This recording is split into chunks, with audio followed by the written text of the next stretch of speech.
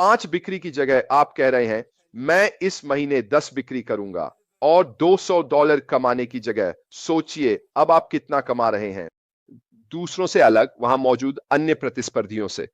क्यों? क्योंकि वह असीमित क्षमता वहां मौजूद रहने वाली है। निच चयन भी आपकी रणनीति और व्यापार योजना का हिस्सा है। क्यों? क्योंकि अगर आप किसी विशेष क्षेत्र की विशेषज्ञता या उत्पाद प्रकार चुनते हैं जिस पर आप ध्यान केंद्रित कर सकते हैं और जो आपको अलग दिखने में मदद करता है तथा आप उसे विशेष रूप से उस दर्शक वर्ग को लक्षित कर सकते हैं, तो आपके उस उत्पाद की बिक्री में सफल होने की संभावना कहीं अधिक बढ़ जाती है। आम भाषा में मेरा मतलब क्या है? ठीक है, अगर आपके पास, आइए ओ कनेक्ट पे वापस चलते हैं, वह क्या था?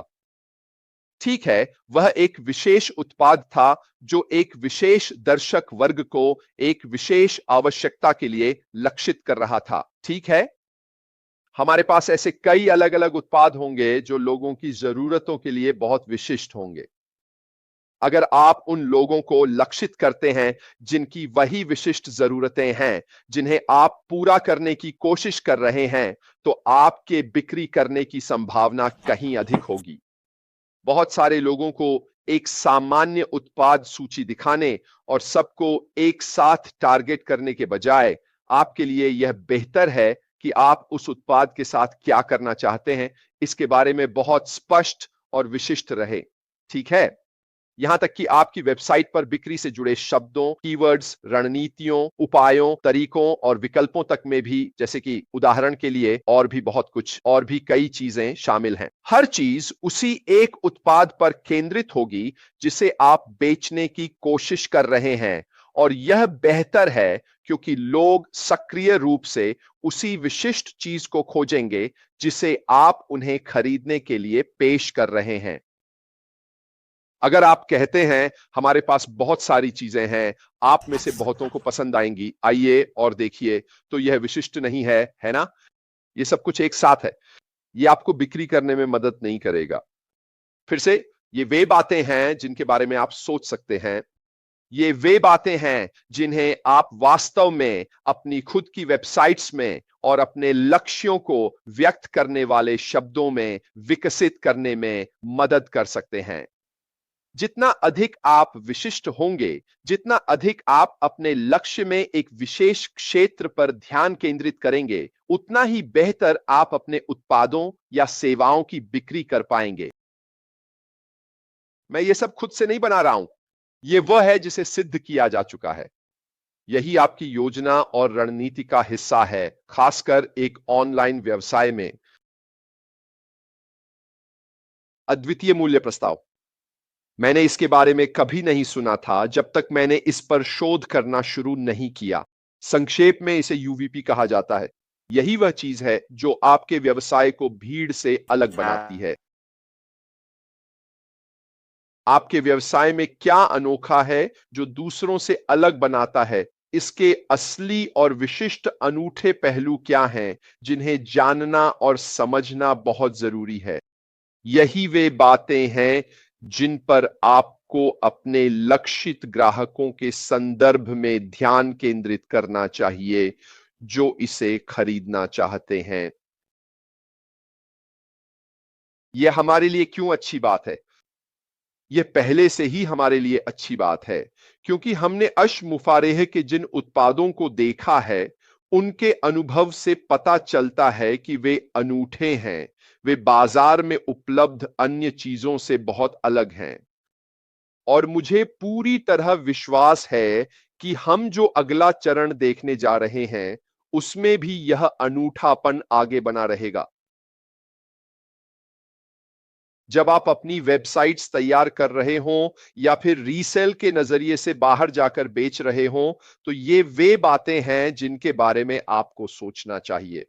मैं जो किसी और को बेच रहा हूं उसमें क्या खास बात है? उसमें कौन सा ऐसा नायाब या खास पहलू है जो इसे बाकी चीजों से कहीं ऊपर खड़ा करता है? यही आपकी बिक्री रणनीति, आपकी मार्केटिंग रणनीति का हिस्सा है, इन बातों को उजागर करना ताकि लोग उसमें कुछ अलग देख सकें। मैं आपको एक उदाहरण देता हूं। आइए मोबाइल फोन के बारे में बात करते हैं, ठीक है। एप्पल अपने नए लॉन्च किए गए फोन के बारे में क्या कहता है?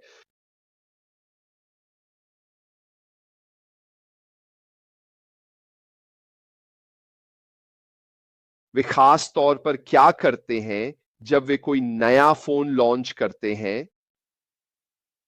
वे हमेशा इस फोन की उस नई और अनोखी खासियत पर ध्यान केंद्रित करते हैं जो किसी और के पास नहीं है और हमारे पास है। यही चीज वे खास तौर पर उजागर करते हैं क्योंकि वह अनोखी है, अलग है और किसी और के पास नहीं है। तो वे क्या कर रहे हैं? वे ये दिखा रहे हैं कि ये फोन ये कर सकता है, बाकी नहीं कर सकते। और उन्हें यह बात सीधे तौर पर कहने की भी जरूरत नहीं पड़ती। यही चीज इसे अनोखा बनाती है। ये क्या चीज इसे वांछनीय बनाती है, और यही वजह है कि यह वास्तव में महत्वपूर्ण है। ठीक है कि जब आप बाहर जाकर उस उत्पाद को फिर से बेचने की कोशिश कर रहे हैं जो आपके पास अगले चरण में होगा, तो आपको उसी पर ध्यान केंद्रित करना चाहिए। क्या चीज इसे अलग बनाती है? क्या चीज इसे आपके प्रतिस्पर्धियों से अलग और खास बनाती है? और इस खंड का आखिरी बिंदु है व्यावसायिक लक्ष्य। अपने ऑनलाइन व्यवसाय के लिए स्पष्ट और मापनीय लक्ष्य निर्धारित करना, जैसे ब्रांड जागरूकता, ग्राहक सहभागिता और बिक्री, वास्तव में इन लक्ष्यों का एक महत्वपूर्ण हिस्सा है। स्पष्ट है, हर कोई एक वित्तीय लक्ष्य रखना चाहता है।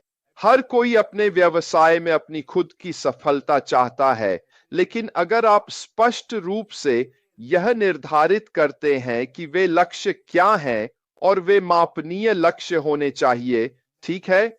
मापनीय लक्ष्य का क्या मतलब है? इसका मतलब है चरणों में निर्धारित करना। जैसे उदाहरण के लिए चलिए इसे एक वित्तीय लक्ष्य मान लेते हैं। मैं चाहता हूं कि मैं अपने ऑनलाइन व्यवसाय से उदाहरण के लिए हर महीने 1,000 कमाऊं। आप सीधे जाकर यह नहीं कह सकते, मैं अपने ऑनलाइन व्यवसाय से हर महीने 1,000 कमाना चाहता हूं। क्या आप शुरुआत से ही इस लक्ष्य के साथ सफल होने की संभावना रखते हैं? और इसका असली जवाब है नहीं, क्योंकि यह एक मापनीय लक्ष्य नहीं है। यह अभी बहुत दूर की बात है। आपने अभी अभी शुरुआत की है, तो यह अवास्तविक है सोचना कि आप अचानक से शुरुआत में ही हर महीने 1 लाख कमाने की स्थिति में पहुंच जाएंगे। इसीलिए आपको अपने लिए मापनीय छोटे छोटे लक्ष्यों को निर्धारित करना चाहिए जिन्हें आप हासिल कर सकें और फिर अगले मापनीय लक्ष्य की ओर बढ़ें। तो मैं खुद से कहूंगा, मैं अपने पहले महीने में मैं 5 बिक्री करना चाहता हूं, और 5 बिक्री से मुझे उदाहरण के लिए पहले महीने में $200 मिलेंगे। ये मेरा पहला लक्ष्य है। यही वह जगह है जहां मैं पहुंचना चाहता हूं। अपने पहले महीने में 5 बिक्री और अपने पहले महीने में $200 कमीशन। ये एक मापनीय लक्ष्य है। तो दूसरे महीने के लिए आप क्या करते हैं? आप कहते हैं, मैं इसे दोगुना करना चाहता हूं। यही मेरा अगले महीने का लक्ष्य है कि मैं दूसरे महीने में जो किया उसे दोगुना करूं। तो अब 5 बिक्री की जगह आप कह रहे हैं, मैं इस महीने 10 बिक्री करूंगा। और $200 कमाने की जगह सोचिए अब आप कितना कमा रहे हैं? 400। फिर से ये मापे गए लक्ष्य हैं, और अगर आप समय के साथ इन मापे गए लक्ष्य को बनाए रखते हैं, तो सोचिए आप कहां पहुंचेंगे। वह बड़ा लक्ष्य जिसे आप सभी ने दिन के अंत में रखा है। यह बहुत बहुत जरूरी है कि आप यह सुनिश्चित करें कि आपके ऑनलाइन व्यवसाय के लिए ये मापे गए लक्ष्य आपके बिक्री लक्ष्यों का हिस्सा हों। यह भी जरूरी है कि आपके पास उस ब्रांड की जागरूकता हो, माफ कीजिए, कि आपका व्यवसाय किस बारे में है। ठीक है। और सबसे महत्वपूर्ण बात, अपने ग्राहकों के साथ जुड़ाव बनाएं। ये सिर्फ बिक्री के बारे में नहीं है। बिक्री तो बिक्री है, मुझे गलत मत समझिए। आप एक बिक्री से पैसे कमाएंगे, लेकिन उसी ग्राहक से बार बार नियमित रूप से बिक्री होना कहीं ज्यादा महत्वपूर्ण है। यह वह चीज है जो आपको अधिक स्थायी आय देती है, क्योंकि वही ग्राहक बार बार कुछ खरीद रहा है। तो आप अपने ग्राहकों को अपने उत्पादों और सेवाओं को बार बार खरीदने के लिए कैसे प्रेरित करते हैं? बहुत आसान है। ग्राहक जुड़ाव, उनके साथ समय बिताना, शायद उनकी समस्याओं का समाधान करना, नियमित अपडेट देना। अपने ग्राहकों के साथ नियमित रूप से संवाद करना आपके ऑनलाइन व्यवसाय की सफलता के लिए बेहद महत्वपूर्ण है, ताकि वे आपसे खरीदारी करें। और यदि आप अपने ग्राहक के साथ ऐसा संबंध बना लेते हैं कि वे सहज महसूस करें, उन्हें लगे कि आप भरोसेमंद हैं, उन्हें आपकी सेवा पसंद आए, उन्हें आपके उत्पाद पसंद आए, तो आपके पास इस बात की कहीं अधिक संभावना होती है कि वे या तो वही उत्पाद दोबारा खरीदें जो उन्होंने पहले खरीदा है, या फिर आपके नए उत्पाद जो ऑनलाइन आते हैं उन्हें भी आप दोबारा बेच सकें। सिर्फ यह सोचकर कि वाह, मेरी बिक्री हो गई, अब कहीं और चलते हैं, अगले ग्राहक की ओर बढ़ते हैं, और उन लोगों को नजरअंदाज कर देना जिन्होंने आपसे पैसे देकर उत्पाद खरीदा है, यह सही नहीं है।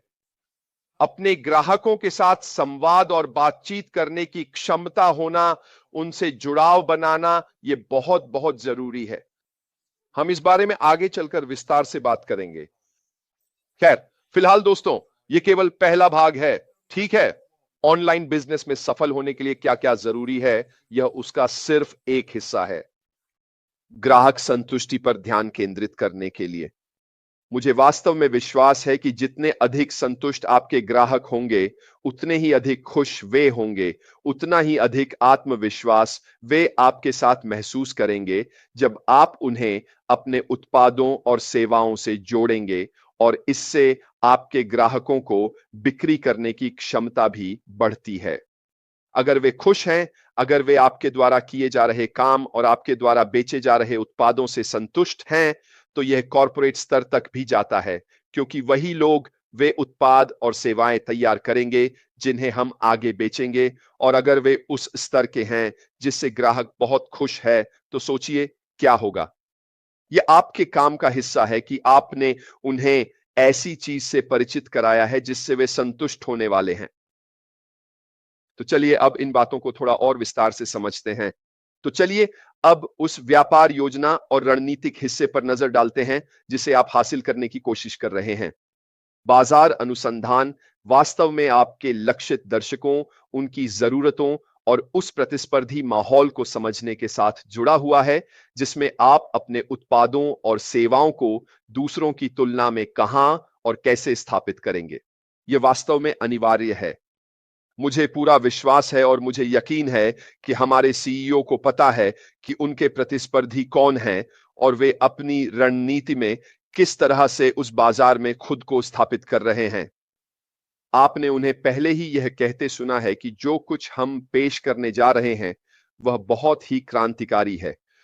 ये बहुत सारे लोगों की सोच को बदलने वाला है कि चीजें कैसे काम करेंगी, और ये सब इसलिए है क्योंकि उन्होंने पहले ही देख लिया है कि हम बाजार में कहां खड़े हैं।